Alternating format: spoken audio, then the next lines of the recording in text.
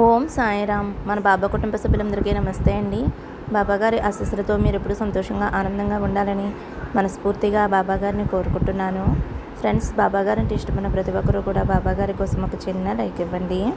అలాగే మీరు ఇప్పటి వరకు ఎక్కడెక్కడో జ్యోతిష్యం చెప్పించుకుని ఎటువంటి ఫలితం లేక ఇబ్బంది పడి ఉంటే కనుక ఒక్కసారి గురువు గారిని కాంటాక్ట్ అవ్వండి. శ్రీ షిరిడి సాయిబాబా ఆశీస్సులతోటి గురూజీ సుబ్రహ్మణ్యం రాజు గారు జ్యోతిష్యం చెప్తారండి. మీ సమస్య ఏదైనా కావచ్చు. భార్యాభర్తల మధ్య సమస్యలు, ప్రేమ సమస్యలు, సంతాన సమస్యలు, విద్య, ఉద్యోగం, వ్యాపారం, స్త్రీ పురుష వశీకరణ 100% చేయబడును. ఇంకా ఎటువంటి సమస్యలు ఉన్నా సరే ఫోన్ ద్వారా జ్యోతిష్యం చెప్తారండి. ఫోన్ నెంబర్ వచ్చేసి 9908224144. మీరు ఒక్కసారి నమ్మకంతో ఈ నెంబర్కి గురువుగారికి కాల్ చేయండి. ఎన్నో సంవత్సరాల అనుభవం ఉన్న దైవిక శక్తి కలిగినటువంటి గురువుగారండి. మన సబ్స్క్రైబర్స్లో చాలామంది గురువుగారి దగ్గర చూపించుకుంటున్నారు. వారి సమస్యలు అనేవి తీరి సంతోషంగా ఉంటున్నారంటే కామెంట్ చేస్తున్నారు. కాబట్టి నమ్మకంతో కాల్ చేయండి, అంతా మంచి జరుగుతుంది. ఇంక ఈరోజు వీడియోలోకి అయితే వెళ్ళిపోదామండి. మన బాబాగారి సందేశం. మన బాబాగారు ఏమంటున్నారంటే, ఈరోజు మన బాబాగారు అయితే మన ముందుకి 2 పువ్వులను తీసుకువచ్చారండి. ఒకటి తామర పువ్వు, రెండవది గులాబీ పువ్వు. ఈ రెండిటిలో ఒక పువ్వు అయితే తాకమ్మా, నీ కోసం ఎదురు చూస్తున్న అదృష్టం ఏమిటో తెలుసుకో తల్లి అని అయితే మన బాబాగారు మన అందరి కోసం 2 పువ్వులను అయితే తీసుకువచ్చారండి. మీరైతే ఈ 2 పువ్వులలో ఒక పువ్వు అయితే మనసులో అనుకోండి, మీ గురించి తెలుసుకోండి. 2 పువ్వులు కూడా పవిత్రమైనవే కాబట్టి మీకు మనసులో ఏ పువ్వు అనిపిస్తే ఆ పువ్వు మనసులో అనుకోండి. ముందుగా తామర పువ్వు అండి. తామర పువ్వు తాకిన వారి గురించి మన బాబాగారు ఏం చెప్తున్నారో విందామండి. బిడ్డ, తామర పువ్వు ఒక పవిత్రమైన పువ్వు. బురదలో నుంచి వచ్చిన బురద అంటకుండా అందమైన స్వచ్ఛమైన పువ్వుగా మనకి కనిపిస్తుంది కదా. తామర దాని పవిత్రత పుట్టుకలోనే నిరూపించుకుంది తల్లి. లక్ష్మీదేవి నివాసం ఉండే ఈ తామర పువ్వు ఎంతో అదృష్టం కలది. దానిని తాకిన నువ్వు కూడా అదృష్టవంతురాలివే అమ్మా. నీకు లక్ష్మీ కటాక్షం రాబోతుంది తల్లి. ఇంతకు ముందు ఎలాంటి ఇబ్బందులు చూసినా ఇక నుంచి నీకు సిరి లక్ష్మీ కటాక్షం కలగబోతుంది. నువ్వు ఎలాంటి కష్టంలో ఉన్నా సుఖంలో ఉన్నా తామర వలె అందంగా నీలో ఉన్న కష్టం అనేది బయట వారికి కనిపించకుండా ఉంటావు తల్లి. కష్టం వచ్చినప్పుడు, సమస్య వచ్చినప్పుడు వాటిని ఎలా తొలగించుకోవాలి అని ఆలోచించే దానివి నువ్వు. సమస్యలకి కష్టాలకి భయపడవు, వాటిని దాటే ప్రయత్నం చేస్తావు తల్లి. ఇలాంటి గుణం ఉండటం మంచిదేనమ్మా. తామర పువ్వు తాకిన నువ్వు, తామర పువ్వు లక్ష్మీ కటాక్షంగా ఉంటుంది కదా. ప్రతి మంగళవారం, శుక్రవారం నాడు ఈ తామర పువ్వులతోటి లక్ష్మీదేవిని పూజించు తల్లి. నీకు అదృష్టం నీ వెంటే ఉంటుంది. అలాగే తామర రేకులు ఎంత సున్నితంగా ఉంటాయో, తాకితే కమిలిపోయేలా ఉంటాయో, నీ మనసు కూడా అంతే సున్నితమమ్మా. ఎవరు ఒక్క మాట అన్నా కూడా తట్టుకోలేవు. ఇతరుల చేత బాధించబడతావు. అందరూ నిన్ను బాధ పెట్టేవారే, కానీ ఎవరూ నిజాయితీగా లేరు అని బాధపడుతూ ఉంటావు. కానీ ఒక్క విషయం గుర్తుంచుకో తల్లి, ఇతరుల గురించి నువ్వు పట్టించుకోవద్దు. నువ్వు కావాలి అనుకుంటే బంధం వస్తుంది, నువ్వు రావాలి అనుకుంటే రాదు కదా. నీ మనసు తెలిసి నీ గురించి తెలిసిన బంధంతో నువ్వు సంతోషంగా ఉంటావు. కాబట్టి ఎవరూ నీతో రాలేదు అని నువ్వు బాధపడవద్దు. నీతో ఉండాలి అని ఆశపడతారు, వారే నీతో ఆఖరి వరకు ఉంటారమ్మా.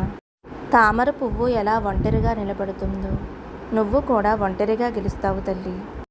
నీకు ఎవరి సపోర్టు అనేది అవసరం లేదు. నీకు నచ్చిన వారే నీ దగ్గరికి వచ్చి నీతో నిజాయితీగా ఉంటారు. కాబట్టి ఏదైనా సరే, బంధమైనా సంపదైనా వచ్చేది రాని దాని గురించి ఆలోచించవద్దు. ఇక ఇప్పటి వరకు నువ్వు ఎన్ని కష్టాలు బాధలు పడ్డావో వాటన్నిటికీ కూడా ఒక ముగింపు వచ్చింది తల్లి. ఇక నుంచి నీకు లక్ష్మీ కటాక్షం ఉంటుంది. నేను చెప్పిన విధంగా మంగళవారం కానీ శుక్రవారం కానీ తామర పువ్వులతోటి లక్ష్మీదేవి అమ్మకి పూజ చేసుకో తల్లి. అంతా శుభమే కలుగుతుంది. మీ ఇంట్లో సిరి సంపదలు కలుగుతాయి. నీకు లక్ష్మీ అనుగ్రహం వలన డబ్బుకి ఎలాంటి లోటు ఉండదమ్మా. అర్థమైంది కదమ్మా. నీ జీవితం సంతోషంగా ఉంటుంది. ఇక రోజా పువ్వుని తాకావు కదా తల్లి. రోజా పువ్వును తాకిన నువ్వు రోజా పువ్వు వలె అందమైన మనసు కలదానివి తల్లి. ఇతరులకి కష్టం రాకూడదు, నా వల్ల అస్సలు రాకూడదు అనే మనస్తత్వం నీది. రోజా పువ్వులాగానే నీ జీవితం కూడా అందంగా ఉండాలి అని కోరుకుంటూ ఉంటావు. కుటుంబంలో అందరినీ సంతోషంగా చూసుకోవాలి అని, వారిని సంతోషంగా ఉంచాలి అని, వారికి కావలసినవన్నీ కూడా అందరికీ చేస్తూ ఉంటావు. అందరికీ కూడా నీ అభిమానాన్ని సమపాలల్లో పంచుతావు. నీ చుట్టూ ఎక్కువగా బలగం ఉంటుంది తల్లి. రోజా చెట్టు గుత్తు గుత్తులుగా ఎలా పూస్తుందో అలాగే నీతో జన బలగం, కుటుంబ బలగం ఉంటారు. ఏ కాలంలోనైనా దొరికే రోజాలాగా ఎప్పుడూ కూడా నువ్వు నిరంతరం అలుపు లేకుండా శ్రమిస్తూ ఉంటావు. కుటుంబం కోసం కష్టపడుతూ ఉంటావు. కాబట్టి నీ జీవితంలో కుటుంబం కోసం ఎప్పుడు శ్రమించాలి అనుకుంటావు. రోజా పువ్వును తాకిన నా బిడ్డ, రోజా పువ్వుని అందరూ కావాలి అనుకుంటారు కదా. అలాగే నువ్వు ఎక్కడ ఉంటే అక్కడ ఆనందం, సంతోషం ఉంటుంది తల్లి.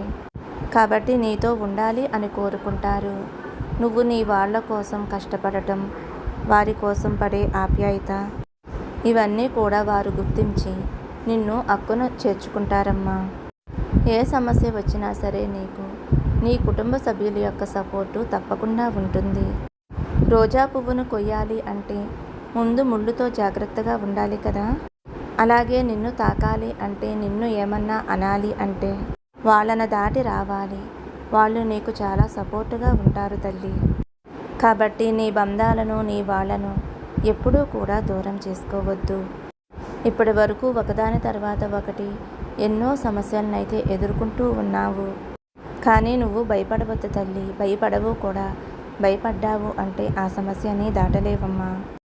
కాబట్టి అందమైన రోజా పువ్వులతోటి నాకు పూజ చేయి తల్లి. రోజా పువ్వులతోటి అలంకరించి పూజ చెయ్యి. నీ జీవితాన్ని కూడా అందంగా తీర్చిదిద్దుతాను. నీకు సిరి సంపదలు కూడా కలిగిస్తానమ్మా. రాబోయే కాలంలో నీ బాబా నీతోనే ప్రతిక్షణం ఉంటానమ్మా. నా బాబా నాకు ఎప్పుడూ కూడా తోడుగా ఉంటారు, నాకు అండగా ఉంటారు, కంటికి రెప్పలా కాపాడుకుంటారు అనే నమ్మకంతో నిలబడమ్మా. ఆ నమ్మకాన్ని నేను కాపాడుకుంటూ ఉంటాను. నా బిడ్డల నుండి నేను ఎప్పుడూ కూడా కోరుకునేది అపారమైన నమ్మకం, భక్తి.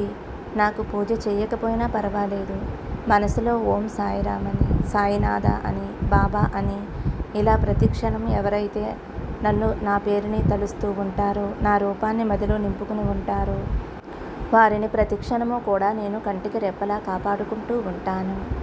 ఇక నీకు అంతా కూడా మంచి జరుగుతుంది తల్లి, శుభం జరుగుతుంది. రోజా పువ్వును తాకిన నీకు రోజా పువ్వు వలె నీ జీవితం అందంగా ఉండబోతుంది. సుఖ సంతోషాలతోటి, ఆయురారోగ్యాలతోటి, అష్టైశ్వర్యాలతోటి ఆనందంగా ఉండమ్మా. సర్వే జన సుఖినో భవంతు. సమస్తం సద్గురు సాయినాథార్పణమస్తు. శుభం భవతు. జై సాయిరామ్.